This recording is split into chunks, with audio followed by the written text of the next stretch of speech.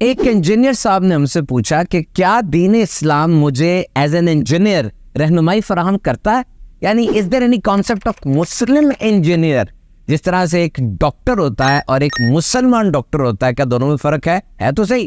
وہ ڈاکٹر یہ سمجھتا ہے کہ جو دوائی میں دے رہا ہوں اس دوائی سے شفا ملے گی، مسلمان ڈاکٹر کا یہ عقیدہ ہے کہ دوا میں نے دینی ہے، شفا میرے رب نے دینی ہے۔ تو یہی دین اسلام کی کاملیت ہے، یہی پرفیکشن ہے، اور یہی تو کمال ہے کہ آپ میڈیکل سائنس کے پرسپیکٹو سے نبی پاک صلی اللہ تعالی علیہ وسلم کی بارگاہ میں حاضری دیں گے، اس لائف ہسٹری کو پڑھیں گے، آپ کو رہنمائی مل جائے گی۔ آپ انجینئرنگ کے پرسپیکٹو سے دیکھیں گے، مکمل گائیڈنس آپ کو ملے گی۔ آپ بلینئر ہیں، آپ آئی ٹی ایکسپرٹ ہیں، آپ فائنانس کے اندر کام کرتے ہیں، جس بھی حیثیت میں آپ معاشرے میں، ثقافت کے اندر، دنیا میں زندہ ہیں، آپ کے لیے مکمل گائیڈنس اسلام فراہم کرتا ہے۔ لیکن ضروری یہ ہے کہ اس کے لیے آپ مکمل طور پہ اسٹڈی کریں۔ جس طرح آپ اپنے پروجیکٹس کو اسٹڈی کرتے ہیں، انویسٹیگیشن ہوتی ہے، سرچ ہوتی ہے، متعلقہ ماہرین سے آپ ملتے ہیں اور خوب زبردست طریقے سے ایک عرصہ لگا کر کوئی پروجیکٹ تیار کرتے ہیں کہ اب میں نے اس کے اوپر ریسرچ کی اور یہ اس کے بلٹ پوائنٹس ہیں، یہ اس کی نیٹی گریٹی ہے۔ اسی طریقے سے آپ جب دین اسلام سے رہنمائی حاصل کرنے جا رہے ہیں تو ایسا نہ کریں کہ بس ایک دو ویڈیو سن لی، بس میں بیٹھتے بیٹھتے کچھ پوسٹیں چیک کر لی، گزرتے گزرتے کوئی تقریر سن لی اور اب اخذ کر لیا مانا۔ No, this is not the way. You have to do the complete process. آپ کو مکمل کام کرنا پڑے گا، اور پھر آپ دیکھیے آپ کو اپنی زندگی کے بارے میں کیسی زبردست رہنمائی یہ کامل و اکمل آخری دین دیتا ہے۔ اور دیکھیے آپ تو پڑھے لکھے آدمی ہیں، ٹنل ویژن نہ بنائیں، سوچ کو محدود نہ کریں، بہت بڑی سوچ رکھیں، کیونکہ یہ بہت بڑا زبردست اور ہر چیز کو آکیوپائی کرنے والا، ہر دور کے ہر انسان کے لیے ایک رہنمائی کامل دین ہے۔ نماز، روزہ، حج، زکوٰۃ، دیکھیے یہ پلر ہے، یہ ستون ہے، اور یہ مضبوط ہوں گے تو اوپر چھت بھی مضبوط ہوگی۔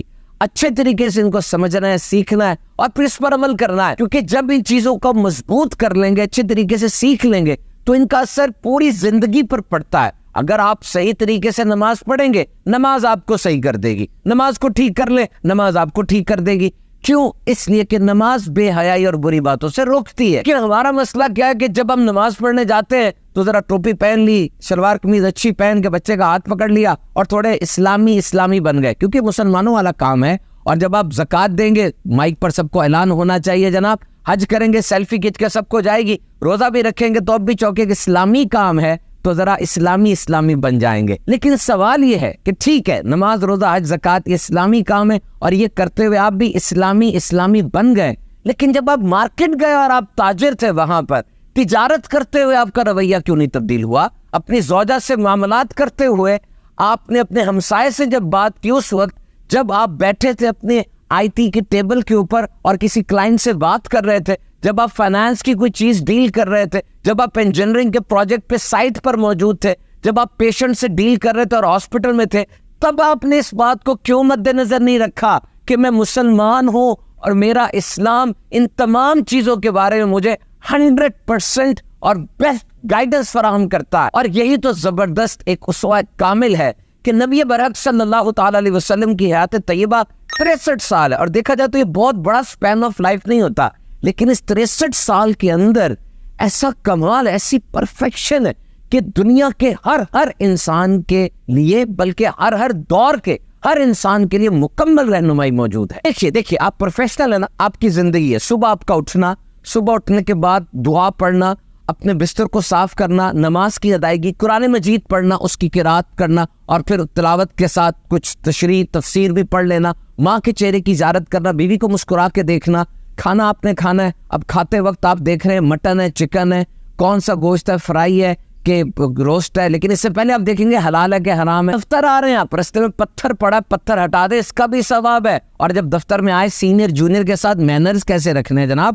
سننا کیسے ہے، گفتگو کیسے کرنی ہے، چہرے پہ مسکراہٹ سجا کے رکھنی ہے۔ اور پھر سارے دن کے بعد وہ صبح آفس آئے تھے، باس کی جھڑکیاں، ادھر ادھر کی لیگ پولنگ، ٹریفک، دھواں، اس سب کے بعد جب انسان اکتا جاتا ہے تب ایک آواز آتی ہے، حی علی الفلاح، آؤ فلاح کی طرف، آ جاؤ، اور سب کچھ چھوڑ کے اب آپ آتے ہیں، آ کر وضو کر کے ریفریش ہو جاتے ہیں، اور پھر آپ ایک خاص انداز سے یہ نماز کی ادائیگی ہوتی ہے، اور یہ سب کچھ کتنا بہترین ہو جاتا ہے۔ جس جگہ آپ کام کر رہے ہیں، رشوت، ملاوٹ، سود، غلط سفارش یہ نہیں کرنی، یہ سب کچھ دین اسلام کی گائیڈنس ہے. اور پیسہ جو مل رہا ہے، زکوٰۃ، خیرات، تحائف، کس انداز سے اس کو مینج کرنا ہے، علم جو حاصل کرنا ہے، اس کی بھی کیٹیگریز بتائی گئی ہیں کہ علوم بہت سے ہیں. سب سے پہلے کون سا ہے، سیکنڈ، تھرڈ، ہر ایک کے بارے میں تفصیلاً بتایا گیا. اگر آپ بیوی بچے والے ہیں تو گھر میں ان کی تربیت، ان کے ساتھ حسن سلوک، یہ بھی تو ہمارا اسلام سکھاتا ہے نا. یہ بات یاد رکھیے، ایک ہوتی ہے ایک چیز اور ایک ہوتی ہے کل حقیقت.